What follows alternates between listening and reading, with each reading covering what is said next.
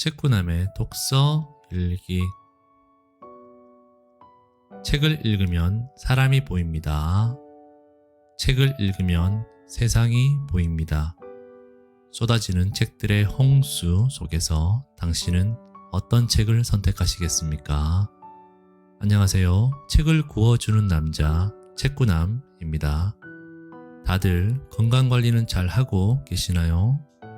지금보다 좀 더 건강하고 행복한 일상이 되기를 바라며 이번 시간에는 에밀 아자르의 소설 자기 앞의 생을 맛있게 구워드리겠습니다.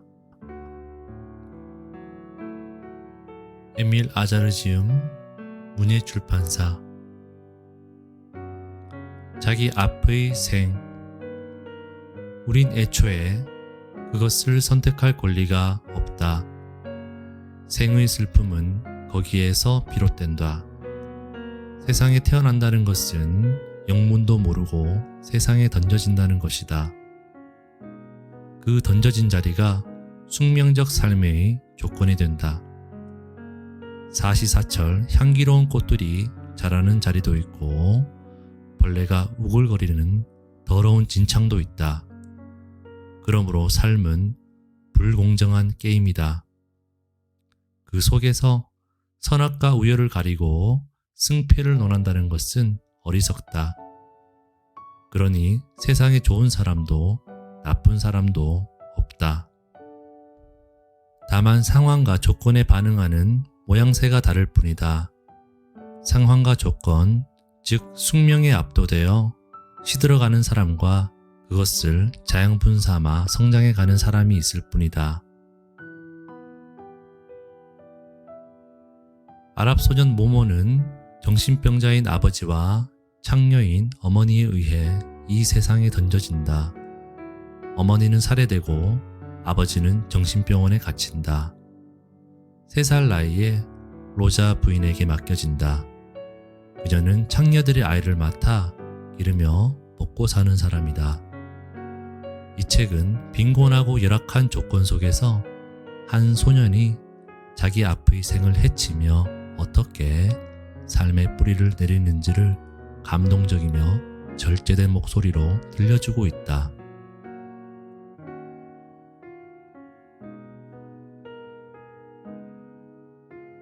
더러움은 더러움을 모른다. 전 우주에 자신의 더러움을 물들일 수 있다. 순수함만이 더러움을 관상하고 정화한다. 그러므로 순수함은 굉장한 힘이다. 주인공 모모는 진흙탕 속에서도 물들지 않는 연꽃처럼 생의 비참함에 물들지 않는다. 세상의 어둠에 아랑곳하지 않고 환한 발광체가 되어 스스로 빛난다. 그 순수한 발광체의 성분은 사랑이다. 책의 마지막 문장, 사랑해야만 한다와 사람은 사랑 없이는 살 수 없다는 아밀 할아버지의 말처럼 이 책의 전편에 흐르는 슬픔의 알갱이들은 모두 사랑이다. 죽은 로자 부인의 얼굴에 화장을 하고 향수를 뿌리는 소년이 눈물겹다. 어린 소년의 시선이라고 하기엔 좀 철학적이며 깊이가 있는 내용이지만 이 책은 시종 빛과 어둠을 알맞게 직조하여 아름다운 문예를 만들어낸다.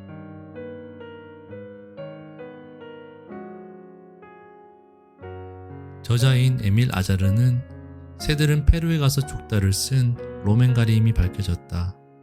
에밀 아자르는 로맨가리의 필명이다. 그는 각기 다른 이름으로 2번이나 콩쿠르상을 수상한 유일한 사람이다. 애석하게도 그는 1980년 파리에서 자살한다. 권총으로 자기 앞의 생을 일순에 날려보냈다. 어른인 그가 마음이 몹시 추웠던 모양이다. 책 속의 쉼터. 다시 읽고 싶은 문장을 말씀드리겠습니다. 송금수표는 여전히 오지 않았고 로자 부인은 마침내 저축금을 헐어쓰기 시작했다. 그녀는 자신의 노년기를 위해서 몇 푼 저축을 해놓았다. 하지만 이제 그녀는 자신의 여생이 얼마 안 남았다는 것을 잘 알고 있었다. 그녀는 암에는 걸리지 않았지만 건강은 급속도로 악화되어 갔다. 그녀는 처음으로 나의 어머니와 아버지에 대해서 이야기를 해주기까지 했다.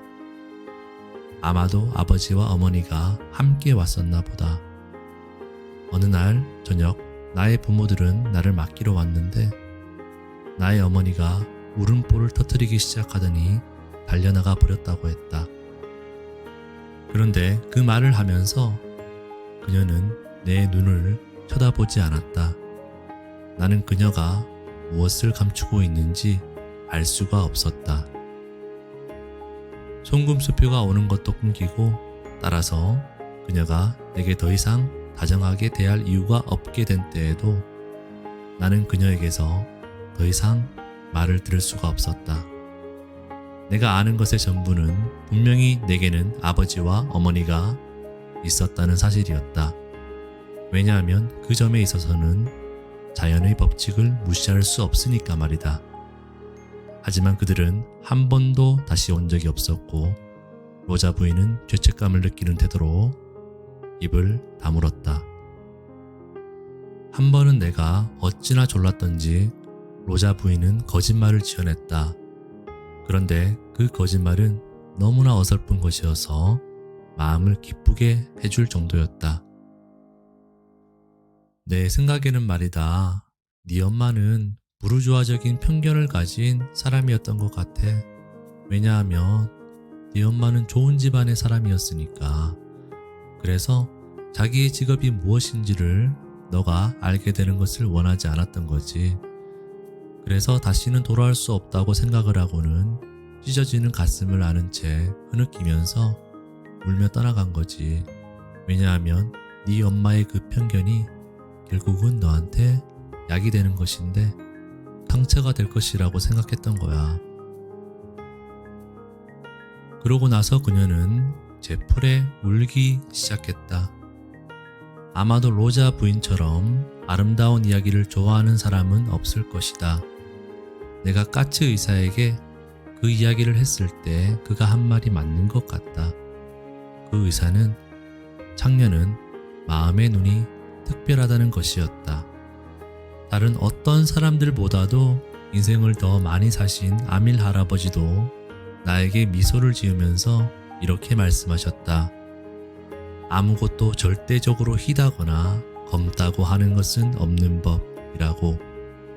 즉 희다고 하는 것은 흔히 검은색이 숨겨진 것을 의미하고 또한 검다고 하는 것은 때때로 너무나 흰 것이 드러나 있음을 말한다는 것이었다. 아밀 할아버지는 위대한 분이었다. 하지만 주위 환경이 그가 위대한 사람이 되는 것을 허용하지 않았었다.